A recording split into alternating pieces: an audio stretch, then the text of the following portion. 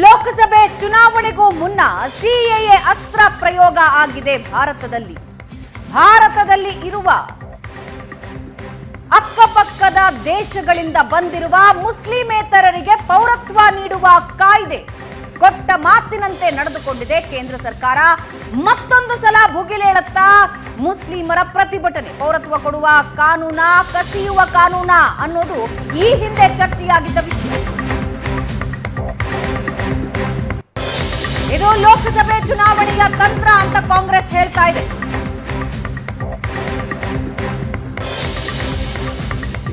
ಚುನಾವಣೆ ಹೊಸ್ತಿಲಲ್ಲೇ ಕೇಂದ್ರ ಸರ್ಕಾರದ ಮಾಸ್ಟರ್ ಸ್ಟ್ರೋಕ್ ಇದು. 3 ದೇಶದಿಂದ ಬಂದ ಮುಸ್ಲಿಮೇತರರಿಗೆ ಭಾರತದ ಪೌರತ್ವ.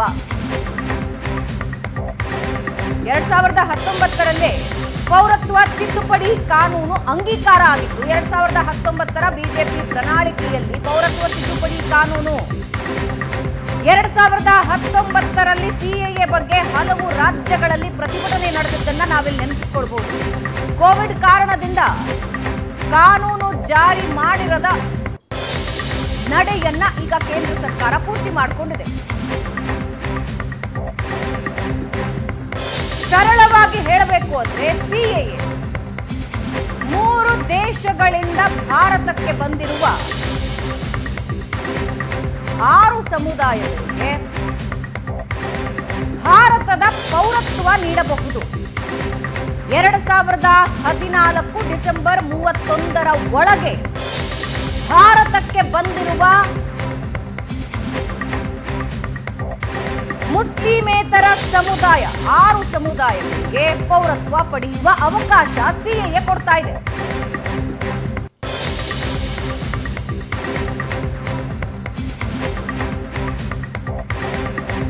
ಪಾಕಿಸ್ತಾನ, ಅಫ್ಘಾನಿಸ್ತಾನ ಮತ್ತು ಬಾಂಗ್ಲಾದೇಶದಿಂದ ವಲಸೆ ಬಂದಿರ್ತಾರೆ ಹಲವಾರು ಜನ. ವಲಸೆ ಬಂದವರಲ್ಲಿ ಮುಸ್ಲಿಮೇತರರಿಗೆ ಭಾರತದ ಪೌರತ್ವ ದೊರೆಯುವ ಅವಕಾಶ ಯಾರ್ಯಾರು ಹಾಗಾದ್ರೆ? ಹಿಂದೂ, ಬೌದ್ಧ, ಜೈನ, ಕ್ರಿಶ್ಚಿಯನ್, ಸಿಖ್, ಪಾರ್ಸಿ ಈ ಸಮುದಾಯಗಳಿಗೆ ಸೇರಿದ 3 ದೇಶಗಳಿಂದ ಬಂದ ನಿರಾಶ್ರಿತರು ಸಿಎಎ ಕಾನೂನಿನ ಅಡಿಯಲ್ಲಿ ಪೌರತ್ವವನ್ನ ಪಡೆದುಕೊಳ್ಳೋದಕ್ಕೆ ಅರ್ಹರು. 3 ದೇಶಗಳ 6 ಧರ್ಮಗಳ ನಿರಾಶ್ರಿತರಿಗೆ ಸಿಎಎ ಮೂಲಕ ಭಾರತದ ಪೌರತ್ವ ಪಡೆದುಕೊಳ್ಳೋದಕ್ಕೆ ಅವಕಾಶ ಇರುತ್ತೆ. ಕಾನೂನಿನಲ್ಲಿ ಅವಕಾಶ ಇರುತ್ತೆ. ಭಾರತದ ಮುಸ್ಲಿಮರಿಗೆ ಯಾವುದೇ ತೊಂದರೆ ಇರೋದಿಲ್ಲ ಇದರಿಂದ ಅಂತ ಅಮಿತ್ ಶಾ ಈಗಾಗಲೇ ಹೇಳಿದ್ದಾರೆ. ಈ ಹಿಂದೆ 2019ರ ಸಂದರ್ಭದಲ್ಲಿ ಯಾವ ಮಟ್ಟಿಗಿನ ಪ್ರತಿಭಟನೆಗಳನ್ನು ಎದುರಿಸಬೇಕಾಯಿತು ಅನ್ನೋದನ್ನ ನೀವೆಲ್ಲರೂ ನೋಡಿದ್ರಿ. ಅದಾದ ಮೇಲೆ ಕೋವಿಡ್ ಬಂತು. ಅದಾದ ಮೇಲೆ ಆ ಪ್ರತಿಭಟನೆಗಳು ತಣ್ಣಗಾದವು. ಕಾನೂನು ಕೂಡ ಜಾರಿಯಾಗೋದ್ರಲ್ಲಿ ವಿಳಂಬ ಆಯಿತು. ಈಗ ಎಲೆಕ್ಷನ್ ಅಂತಿಮ ಘಟ್ಟ, ಇನ್ನೇನು ಎಲೆಕ್ಷನ್ ಅನೌನ್ಸ್ ಆಗುತ್ತೆ, ಎಲೆಕ್ಷನ್ಗೆ ಹೋಗಬೇಕು ಅಂದಾಗ ಕೇಂದ್ರ ಸರ್ಕಾರದಿಂದ ಇದೊಂದು ನಡೆ, ಮಾಸ್ಟರ್ ಸ್ಟ್ರೋಕ್. ಇದರ ಇಫೆಕ್ಟ್ ಹೇಗಿರುತ್ತೆ? ರಾಮ ಮಂದಿರ ಉದ್ಘಾಟನೆಯ ಬೆನ್ನಲ್ಲೇ ಮತ್ತೊಂದು ರಾಜಕೀಯ ಅಸ್ತ್ರ ಪ್ರಯೋಗ ಮಾಡಿದೆ ಬಿಜೆಪಿ. ಹಾಗಾದ್ರೆ ಈ ಬಗ್ಗೆ ಅಮಿತ್ ಶಾ ಏನ್ ಹೇಳಿದ್ದಾರೆ ಕೇಳಿಸ್ಕೊಳ್ಳಿ. सीए देश का कानून है, इसका नोटिफिकेशन निश्चित रूप से हो जाएगा और चुनाव से पहले के बाद पहले ही होगा. चुनाव के पहले ही सीए को अमल में आना है. इसमें किसी को कंफ्यूजन रखना नहीं है. ये भी कांग्रेस पार्टी के नेताओं का वादा है. जब देश का विभाजन किया और वहां पर ढेर सारे वहां की देश में अल्पसंख्यक जो थे, हिंदू, बौद्ध, जैन, क्रिश्चियन थे, उन पर प्रताड़ना होती थी. सारे लोग यहां भाग कर आना चाहते थे. उस वक्त कांग्रेस पार्टी का वादा था कि आप धीरे धीरे आइए, आप जब भी आओगे भारत में आपका स्वागत है, आपको नागरिकता दी जाएगी. फिर मुकर गए. और मैं आज स्पष्ट करना चाहता हूं, सीए किसी की भी नागरिकता लेने का कानून नहीं है, छीनने का कानून नहीं है. इस देश की माइनॉरिटी को और विशेषकर मुस्लिम भाइयों को भड़काया जा रहा है. देश में किसी की भी नागरिकता सीए छीन ही नहीं सकता, क्योंकि कानून में प्रोविजन ही नहीं है. सीए जो शरणार्थी आए हैं पाकिस्तान और बांग्लादेश से धार्मिक प्रताड़ना के कारण, उनको नागरिकता देने का कानून है और मैं मानता हूं इसमें किसी का विरोध नहीं होना. सीए पहले मेरे को रूल्स देखने दीजिए. I am just watching the notification. अभी नोटिफिकेशन नहीं निकाला. रूल्स ने निकाला, रूल्स नोटिफिकेशन में अगर हम देखेंगे कि ये डिप्राइव कर रहा है लोगों का अधिकार को, तो हम उसको खिलाफ में लड़ेंगे। हम पहले हमको देखने दीजिए, आई एम वॉचिंग। हम जब रूल्स निकालेंगे हम उसको स्टडी करके जो बताना। ಪರ ವಿರೋಧ ಚರ್ಚೆಗಳು ಆರಂಭ ಆಗಿದೆ. ಪಕ್ಷಗಳು ಇದರನ್ನ ರಾಜಕೀಯವಾಗಿ ಬಳಸ್ಕೊಡ್ತಾ ಇದ್ದಾರೆ. ಆದರೆ ಸಿಎಎಯಿಂದ ಆಗುವ ಲಾಭಗಳೇನು, ನಷ್ಟಗಳೇನು, ಹಿಂಗಿದ್ದೊಂದು ಡಿಸ್ಕಷನ್ ಶುರುವಾಗಿದೆ. ಇದರ ಬಗ್ಗೆ ಮಾತನಾಡೋದಕ್ಕೆ ನಮ್ಮೊಂದಿಗೆ ಅತಿಥಿಗಳಿದ್ದಾರೆ. ಬಿಜೆಪಿ ವಕ್ತಾರರಾದ MG ಮಹೇಶ್ ಅವರು ನಮ್ಮನ್ನ ಜಾಯ್ನ್ ಆಗಿದ್ದಾರೆ. ಮಹೇಶ್ ಅವರೇ ನಮಸ್ಕಾರ. ಕಾರ್ಯಕ್ರಮಕ್ಕೆ ಸ್ವಾಗತ. ಮುಸ್ಲಿಂ ಮುಖಂಡರಾದಂತಹ ಅಬ್ದುಲ್ ರಜಾಕ್ ಅವರು ನಮ್ಮ ಜೊತೆ ಇದ್ದಾರೆ. ಅಬ್ದುಲ್ ರಜಾಕ್ ಅವರೇ ನಮಸ್ಕಾರ, ಕಾರ್ಯಕ್ರಮಕ್ಕೆ ಸ್ವಾಗತ. ಅಬ್ದುಲ್ ರಜಾಕ್, ನಿಮ್ಮ ಓಪನಿಂಗ್ ಸ್ಟೇಟ್ಮೆಂಟ್ ಇಂದ ಇವತ್ತಿನ ಚರ್ಚೆ ಆರಂಭಿಸ್ತಾ ಇದ್ದೀನಿ. ಜಾರಿ ಮಾಡಲಾಗಿದೆ ಸಿಎಎ. ಈ ದೇಶದ ಜನ ಮೋದಿಯವರಿಗೆ ವೋಟ್ ಕೊಟ್ಟಿದ್ದು ಯಾಕೆ ಅಂತ ಹೇಳಿದ್ರೆ, ಮೋದಿಯವರು ಅಚ್ಚೇ ದಿನ ಆಯಂಗೆ ಅಂತ ಹೇಳಿದ್ರು, ಕಾಲಾಧನ್ ಲಾಯಂಗೆ ಅಂತ ಹೇಳಿದ್ರು, ಬೇಟಿ ಬಚಾಯಂಗೆ ಬೇಟಿ ಪಡಾಯಂಗೆ ಅಂತ ಹೇಳಿದ್ರು. ಆಮೇಲೆ ಪ್ರಣಾಳಿಕೆಯಲ್ಲಿ ಎಷ್ಟೋ ಒಂದು ಮಾತುಗಳು ಬಂತು. ಪ್ರಣಾಳಿಕೆಯಲ್ಲಿ ಕಾಶ್ಮೀರಿ ಪಂಡಿತರು ರೆಫ್ಯೂಜಿ ಕ್ಯಾಂಪಲ್ಲಿ ಡೆಲ್ಲಿಯಲ್ಲಿ ಕೂತಿರೋರನ್ನ ವಾಪಸ್ ನಾವು ಕಾಶ್ಮೀರಕ್ಕೆ ಕರ್ಕೊಂಡೋಗಿ ಇಡ್ತೀವಿ ಅಂತ ಹೇಳಿದ್ರು. 10 ವರ್ಷ ಆಯ್ತಾ ಬಂತು. 10 ಜನರಕ್ಕೂ ತೊಗೊಂಡೋಗಿ ಇಡಲಿಲ್ಲ. ಉಲ್ಟಾ ಅಲ್ಲಿನ ವಾತಾವರಣ ಇನ್ನೂ ಹಾಳು ಮಾಡಿ ಇಕ್ಬಿಟ್ರು. ಏನು ಹಾಳಾಗಿದೆ?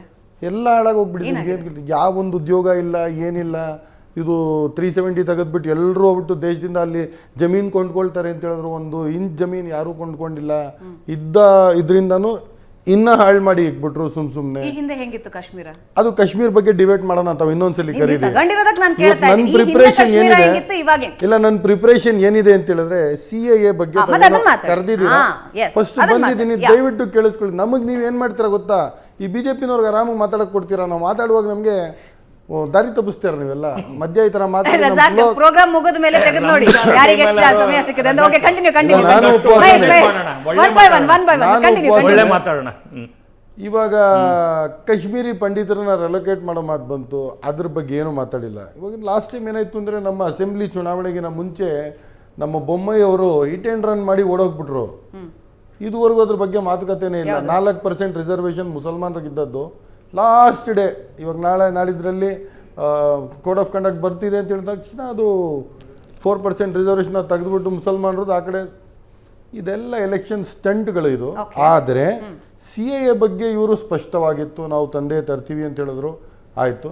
ಟೈಮಿಂಗ್ ಬಗ್ಗೆ ಒಂದು ಸಂಶಯ ಇದೆ. ಯಾಕೆ ಈ ಟೈಮಲ್ಲಿ ತಗೊಬಂದರು? ನಿಮ್ಮ ಕೈಯಲ್ಲಿ ಇಷ್ಟೊಂದು ವರ್ಷ ಇತ್ತಲ್ಲಪ್ಪ, ನೀವು ಮಾಡಬೇಕಾದ್ರೆ ಮೊದಲೇ ಮಾಡ್ಬೋದಾಗಿತ್ತು. ಮತ್ತು ಇನ್ನೊಂದೇನು, ಈ 2 ರಾಜ್ಯಸಭಾದಲ್ಲಿ ಮತ್ತು ಲೋಕಸಭಾದಲ್ಲಿ ಪಾಸಾದ ನಂತರ ನಿಮ್ಮ ಕೈಯಲ್ಲಿರೋದು 6 ತಿಂಗಳು ಮಾತ್ರ. ಅದರ ಒಳಗಡೆ ನೀವು ರೂಲ್ಸನ್ನು ಫ್ರೇಮ್ ಮಾಡಿ ತೊಗೊಬಂದ್ಬಿಟ್ಟು ಅದನ್ನು ಪ್ರೆಸೆಂಟ್ ಮಾಡಬೇಕಾಗಿತ್ತು.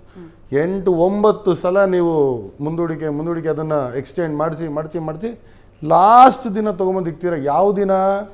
ಇವಾಗ SBI ಒಳಗಡೆ ಎಷ್ಟು ಹಣ ಯಾರ್ಯಾರು ಎಲ್ಲಿಂದ ಎಲೆಕ್ಟ್ರಲ್ ಬಾಂಡ್ಸ್ ಡಿಸ್ಕ್ಲೋಸ್ ಮಾಡಬೇಕು.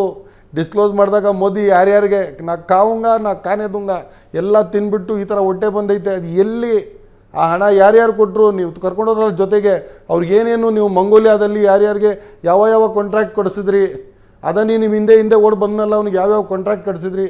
ಇವಾಗ ಅವ್ನ ಕಂಪನಿಯಲ್ಲಿ ನಿಮಗೆ ಎಷ್ಟು SBI ಬಾಂಡ್ಸ್ ಬಂದೈತೆ, ಎಲೆಕ್ಟ್ರಲ್ ಬಾಂಡ್ಸ್ ಬಂದೈತೆ, ಅದು SBI ಉತ್ತರ ಕೊಡಬೇಕಾಗಿದೆ. ಈ ಸಂದರ್ಭದಲ್ಲಿ ಅದು ನಮ್ಮ ಲೋಕಲ್ ಲ್ಯಾಂಗ್ವೇಜಲ್ಲಿ ಹೇಳ್ತಾರೆ, ಹುಳ ಬಿಟ್ಬಿಡ್ತಾರೆ ನೋಡಿ ಅಂತ. ಈ ಥರ ಒಂದು ಹುಳ ಬಿಟ್ಬಿಟ್ಟು ಇದ್ರಲ್ಲಿ ಆಗೋದು ಏನಿಲ್ಲ. ನಮ್ಮ ದೇಶದ ಜನತೆಗೆ ಯಾವ ತೊಂದರೆ ಇಲ್ಲ. ನಮ್ಮ ದೇಶದ ಮುಸಲ್ಮಾನರಿಗೆ ಯಾವ ತರಹದ ತೊಂದರೆ ಇಲ್ಲ. 1970ರಿಂದ ಏನು ಇಲ್ಲ ತಿರಸ್ಕರಿಸ್ತೀನಿ. ನಿಮ್ಗೆ ಗೊತ್ತಿಲ್ಲ ಇವ್ರದೆಲ್ಲ ಇಲ್ಲ. ಇದು ಬತ್ತಿ ಇಟ್ಟಿರೋದು ಇವಾಗ, ಇನ್ನ ಪಟಾಕಿ ಬಾಕಿ ಇದೆ. ಇವರು ಬತ್ತಿ ಏನ್ ಇಟ್ಟಿದ್ದಾರೆ ಹೇಳ್ತೀನಿ. 1 ನಿಮಿಷ ಅರ್ಜೆಂಟ್ ನೋಡಿ. 1 ಗಂಟೆ ಡಿಬೇಟ್ ನಾನು ಮಾತಾಡ್ತಾ ಇದೀವಿ. ಇಲ್ಲ ಮಾತಾಡೋಣ ಇರಿ. ಇಲ್ಲ ಅರ್ಥ ಮಾಡ್ಕೊಳ್ಳಿ ದಯವಿಟ್ಟು. ಏನ್ ಗೊತ್ತಾ, ಈ ಸಿಎಎ ಏನು, ಪಾಕಿಸ್ತಾನ, ಅಫ್ಘಾನಿಸ್ತಾನ, ಬಾಂಗ್ಲಾದೇಶದಿಂದ ಎಷ್ಟೋ ಜನ ಬಂದ್ರು. ನಮ್ಮ ದೇಶನ ನಂಬ್ಕೊಂಡು ಮುಸಲ್ಮಾನರು ಬಂದರು. ಆದರೆ ಮುಸಲ್ಮಾನರಿಗೆ ನಾವು ನಿಮಗೆ ಇಲ್ಲಿ ಪೌರತ್ವ, ಇಲ್ಲಿ ಸಿಟಿಸನ್ಶಿಪ್ ಇಲ್ಲಪ್ಪ, ಬರೀ ಹಿಂದೂಗಳಿಗೆ. ಯಾಕೆ? ಆ ದೇಶಗಳು ಮಾಡಿ ಅದೇ ಮುಸ್ಲಿಮೇತರರಿಗೆ. ಇವಾಗ ಏನು ಹೇಳ್ತಾರೆ ಅಲ್ಲಿ ಅಂತ ಹೇಳಿದ್ರೆ, ಮುಸಲ್ಮಾನರಿಗೆ ಯಾಕಿಲ್ಲಪ್ಪ? ಇಲ್ಲ, ಅಲ್ಲಿ ಮೆಜಾರಿಟಿ ಮುಸ್ಲಿಮ್ಸ್ ಇದ್ದಾರೆ, ಅವ್ರ ಮೇಲೆ ಏನು ದಬ್ಬಾಳಿಕೆ, ದೌರ್ಜನ್ಯ. ಮತ್ತೆ ಯಾಕೆ ಅವನು ಆ ದೇಶ ಬಿಟ್ಟು ಈ ಕಡೆ ಬಂದ? ಆ ದೇಶದಲ್ಲಿ ಚೆನ್ನಾಗಿರ್ತಾ ಇದ್ರೆ, ನೆಮ್ಮದಿ ಇರ್ತಾ ಇದ್ರೆ ಅಲ್ಲೇ ವಾಸ ಮಾಡ್ತಿದ್ದ. ಈ ದೇಶದಲ್ಲಿ ಆಲ್ರೆಡಿ ಸಿಟಿಸನ್ಶಿಪ್ ಕೊಡೋಕ್ಕೆ ಎಷ್ಟೋ ಥರದ rules regulations, section 5 of the citizenship amendment act by registration, section 6 of the amendment act by naturalisation, ಎಷ್ಟೋ ಥರದ್ದಿದೆ. ಇವಾಗ ಇಷ್ಟು ವರ್ಷ ಇಲ್ಲಿದ್ದಾಗ ಇವಾಗ ನೀವು ಹಿಂದೂಗಳಿಗೆ ಬೇರೆ ಮುಸ್ಲಿಮೇತರರಿಗೆ ನೀವು ಸಿಟಿಸನ್ಶಿಪ್ಪನ್ನು ಕೊಟ್ಬಿಡ್ತೀರಾ. ಆದರೆ ಎಷ್ಟೋ ಮುಸಲ್ಮಾನರು ಓಡ್ ಬಂದವರಲ್ಲ ಈ ಕಡೆ, ಬಾಂಗ್ಲಾದೇಶಿನಿಂದ, ಅಫ್ಘಾನಿಸ್ತಾನಿಂದ, ಪಾಕಿಸ್ತಾನಿಂದ, ಅವ್ರಿಗೆ ನೀವು ಸಿಟಿಸನ್ಶಿಪ್ ಕೊಡಲ್ಲ. ಹೆಂಗೆ ನಿಮಗೆ ಗೊತ್ತಾಗುತ್ತೆ ಯಾರಿಗೆ ಸಿಟಿಸನ್ಶಿಪ್ ಕೊಟ್ಟಿದ್ದೀರಾ, ಯಾರಿಗೆ ಕೊಟ್ಟಿಲ್ಲ? ಇವಾಗ ಯಾರ್ಯಾರು ವಿತೌಟ್ ಸಿಟಿಸನ್ಶಿಪ್ ಇರೋದಕ್ಕೆ ಆವಾಗ ನೀವೇನು ಮಾಡ್ತೀರಾ, ನೀವು ಹೊಸ ಅಂತರ ಹಾಕ್ತೀರ. ಏನು NRC, NPR, national population register. ಆ ಸಂದರ್ಭದಲ್ಲಿ ಮುಸಲ್ಮಾನರು ಎಲ್ಗೋಬೇಕು? ರೋಹಿಂಗ್ಯಾದ ಮುಸಲ್ಮಾನರು ಅವ್ರ ಮೇಲೆ ದಬ್ಬಾಳಿಕೆ ದೌರ್ಜನ್ಯ ಮಾಡಿಲ್ವಾ ಅಲ್ಲಿನ ಮಿಲಿಟರಿ ಜನತಾ? ಅಲ್ಲಿಂದ ಓಡ್ ಬಂದ ಮುಸಲ್ಮಾನರಿಗೆ ಇಲ್ಲಿ ಜಾಗ ಇಲ್ವಾ? ರೆಫ್ಯೂಜಿ ಸ್ಟೇಟಸ್ ಕೊಟ್ಟಿದ್ದಾರೆ because you are member of UNHRC, United Nations Human Rights ಕೌನ್ಸಿಲಲ್ಲಿ. ನಮ್ಮ ದೇಶನೂ ಒಂದು ಮೆಂಬರ್ ದೇಶ. ನೀವು ಅಸೈಲಮ್ ಕೊಟ್ಟಿದ್ದೀರಾ, ರೆಫ್ಯೂಜಿ ಸ್ಟೇಟಸ್ ಕೊಟ್ಟಿದ್ದೀರಾ. ಸಿಟಿಸನ್ಶಿಪ್ ನೀವು ಮುಸ್ಲಿಮೇತರರಿಗೆ ಕೊಡ್ತೀರಾ, ಮುಸಲ್ಮಾನರಿಗೆ ಕೊಡಲ್ಲ. ಪ್ರಶ್ನೆ ಕೇಳ್ತೀನಿ ನೋಡಿ. ನಾನು ಭಾಳ ಐತಿಹಾಸಿಕವಾದಂಥ ಒಂದು ಕ್ರಮವನ್ನು ನಮ್ಮ ಸರ್ಕಾರ ತೆಗೆದುಕೊಂಡಿರೋವಂಥದ್ದು. ರಜಾಕ್ ಅವ್ರ ಮಾತು ನಾನು ಕೇಳಿದೆ, ಅದರಲ್ಲಿ ದ್ವಂದ್ವತೆ ಇದೆ ಅವ್ರ ಮಾತಿನಲ್ಲಿ. ಮೊದಲನೇ ಇದರಿಂದ ಮುಸಲ್ಮಾನರಿಗೆ ತೊಂದರೆ ಆಗಲ್ಲ ಅನ್ನೋವಂಥದ್ದು ರಂಜಾನ್ ಸಂದರ್ಭದಲ್ಲಿ ಅದೊಂದು ಸತ್ಯ ಒಪ್ಕೊಂಡಿರೋವಂಥದ್ದು. ಪ್ರಶ್ನೆ ಇರ್ತಕ್ಕಂಥದ್ದು, ಈ ಪ್ರಶ್ನೆಗೆ ಯಾಕೆ ಉದ್ಭವ ಆಯಿತು? ದೇಶ ವಿಭಜನೆ ಆಗಿದ್ದೇ ಧರ್ಮದ ಆಧಾರದ ಮೇಲೆ.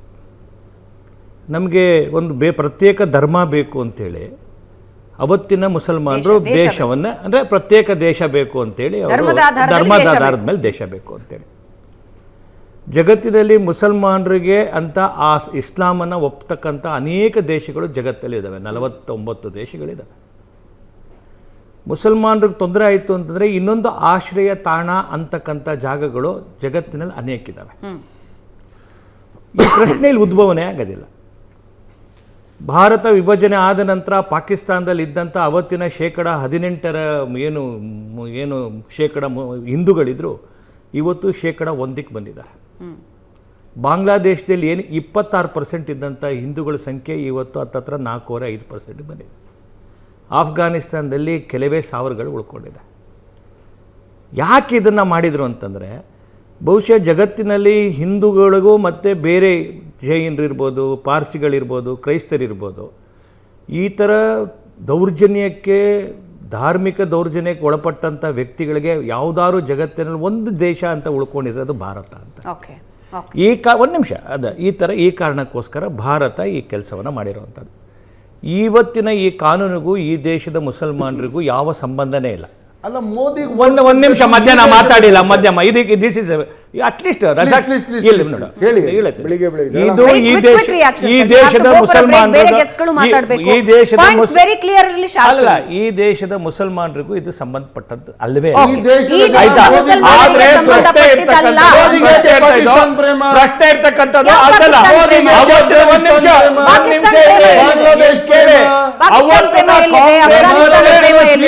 ನೆಹರು ರಜಾಕ್ ಒಂದು ನಿಮಿಷ ಪ್ಲೀಸ್.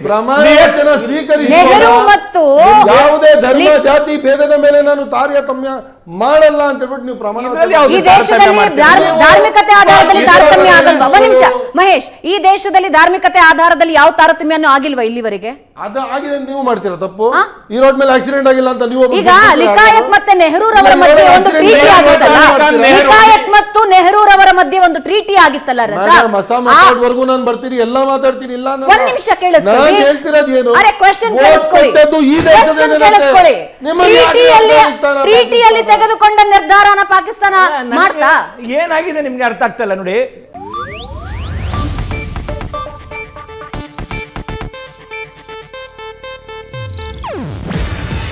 ಇದು ಏಷ್ಯಾನೆಟ್ ನ್ಯೂಸ್ ನೆಟ್ವರ್ಕ್ ಪ್ರಸ್ತುತಿ. ನೀವು ನೋಡ್ತಿದ್ದೀರಾ ಏಷ್ಯಾನೆಟ್ ಸುವರ್ಣ ನ್ಯೂಸ್.